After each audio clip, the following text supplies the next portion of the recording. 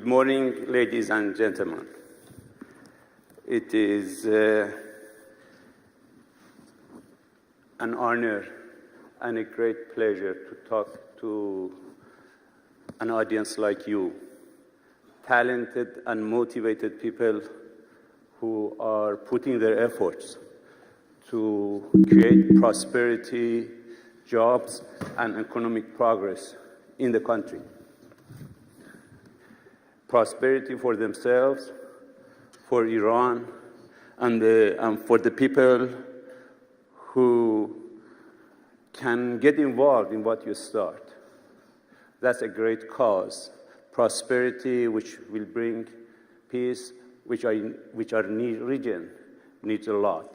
So for that reason, I would like to ask to give a plaudit to yourself at the beginning.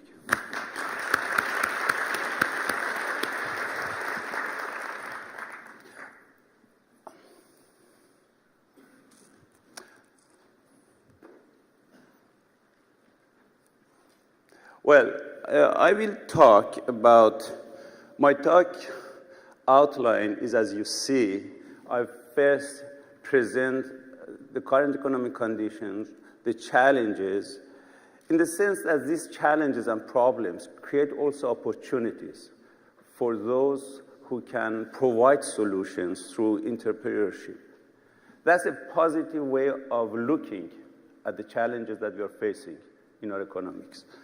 Then I would look at ecosystem of high-tech enterprises in Iran and how we can strengthen and promote such ecosystem so you people and people like you can work more effectively and efficiently, and maybe at the end I will pose some questions and challenges about promoting that ecosystems. So let me look at some of the challenges and opportunities which have been created or accumulated from the past. By the past, I mean maybe last couple of decades. First challenge is we have a government-dominant economy, which is the result of two things. One is we have an oil exporting countries. Oil revenues go to the government, and government invests part of it, and therefore create not only infrastructure, but large government enterprises. The second thing that caused such dominance is nationalization of large private enterprises that took place after the revolution. So because of that, about maybe 80% of productive assets are under either public or semi-public enterprises whose managers are appointed directly or indirectly by the government. That's a challenge, and as it is well known in the world, in the experience of different countries, those public enterprises are not as efficient as they should be and not as productive as they should be. Therefore, we have a huge amount of productive resources under a kind of management which cannot recreate wealth and therefore could slow down the growth of the country. The other challenge is government intervention in market economy. It was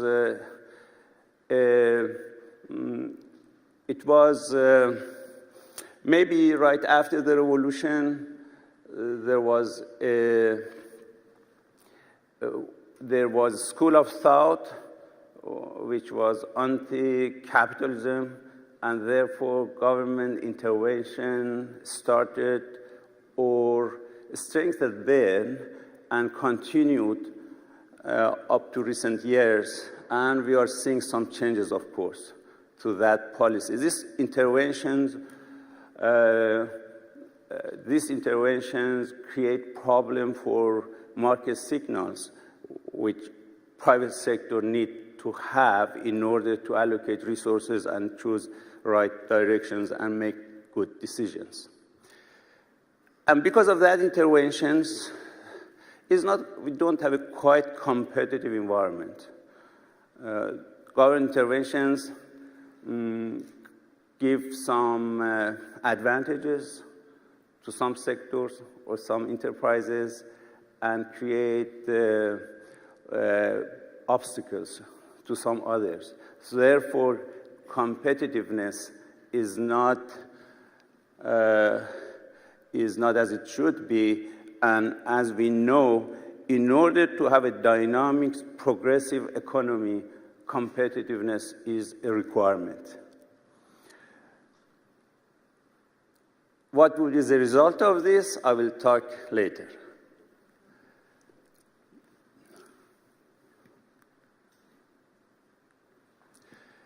Because of that intervention, because of lack of competitiveness, we have a rent-seeking environment. So some of the talents, rather than thinking about how they can improve their productivity, how they can promote their competitiveness, they think how they can get more rent. And that's very destructive.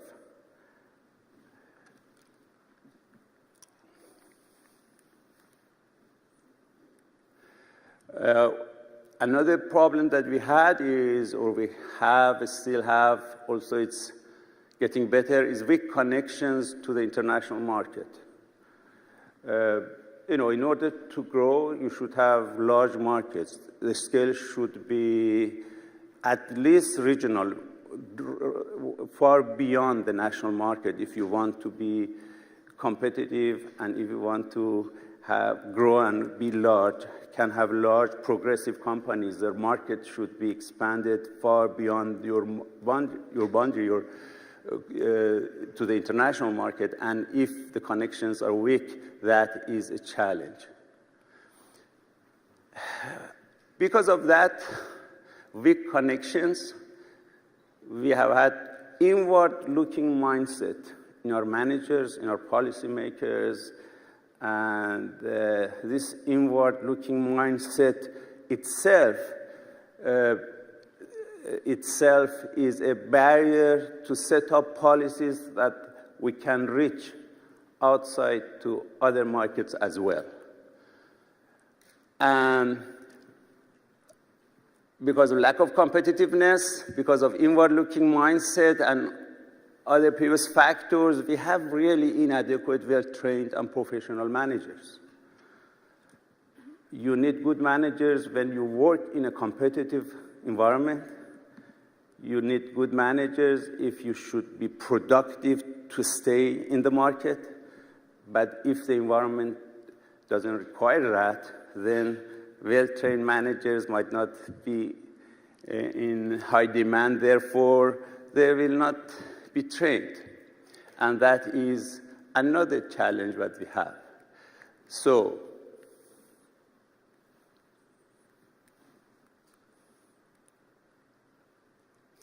if we put all this together and add to that the sanctions, then we come up with some results in our economy.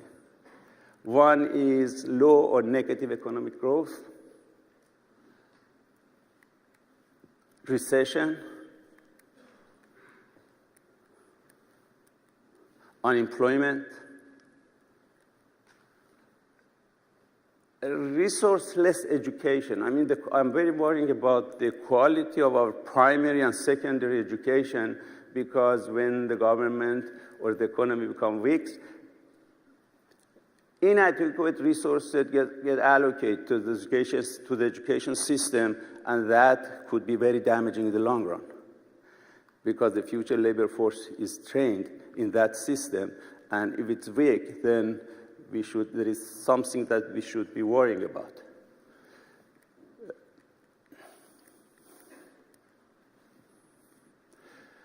Underutilized capacity.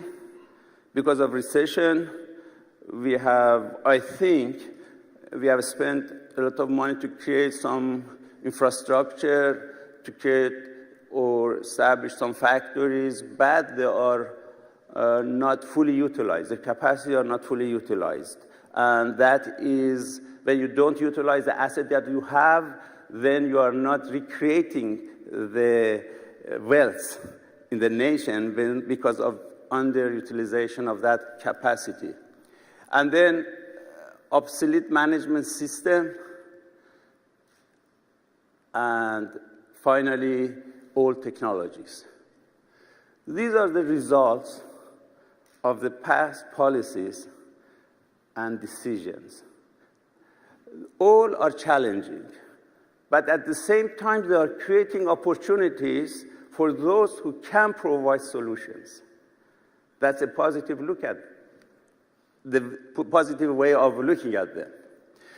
And because of those policies, let me point out the situation of some sectors in general.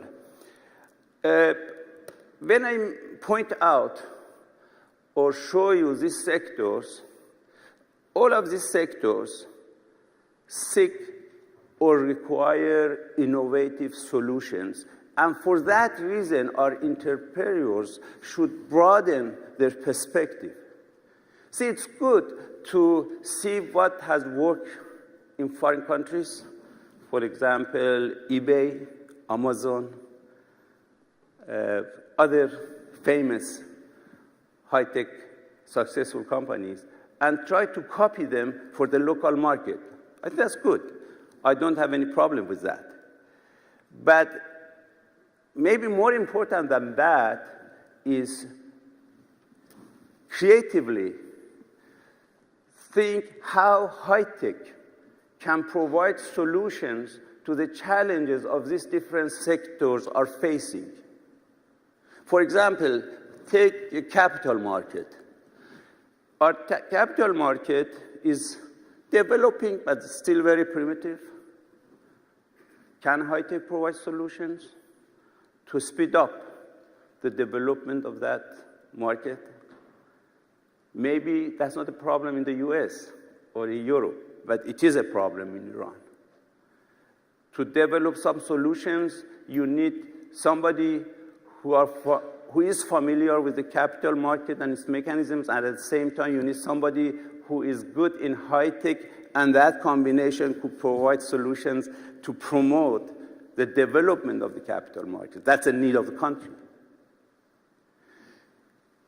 Our banking system is inefficient and problematic because of the lack of interactions with the international market, lack of competition. The banking system has big problems. How high-tech and revolutionary solutions can help our banking system to improve? Maybe, again, this is not a problem that is present or is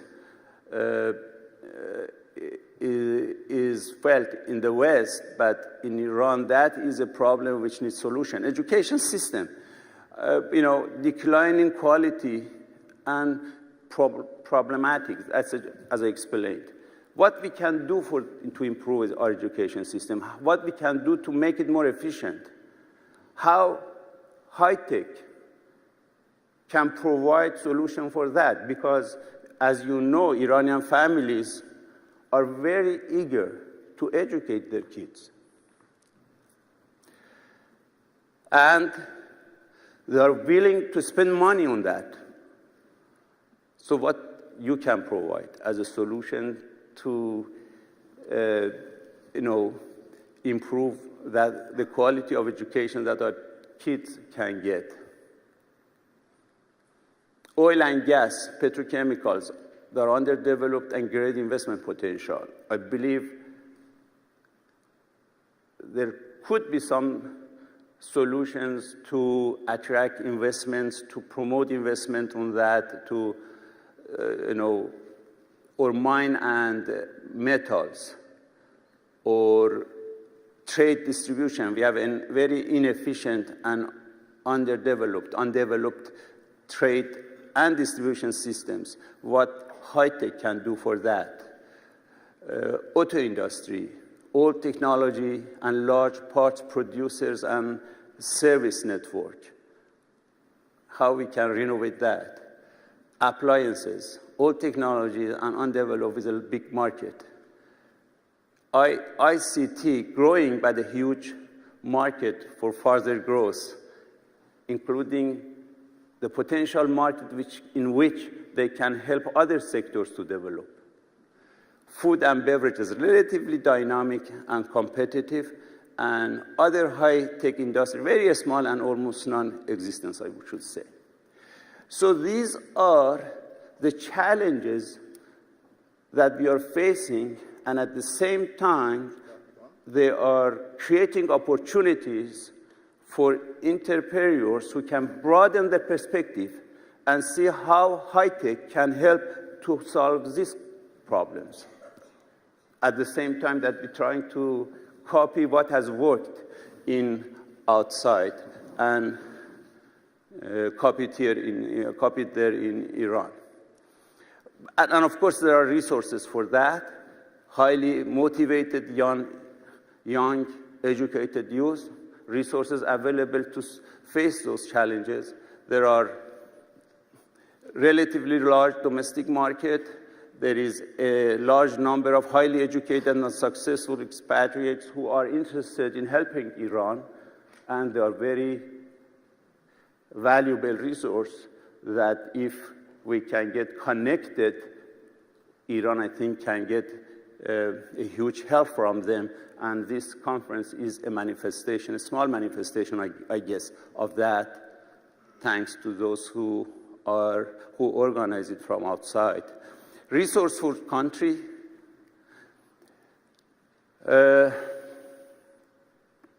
New government policy, private sector orientations, that's the new policy of the government.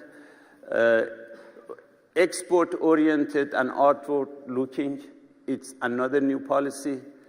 Decreasing government interventions in the market, that's the intention of the government. They are trying to really follow that, and supporting high-tech and knowledge-based economy. Also improving foreign relations, as you are well aware of. Relaxing social policies, controlling inflation, and maybe lifting the sanctions. We hope we will see what would come out of these negotiations. What would be the result of this would be investment opportunities, would be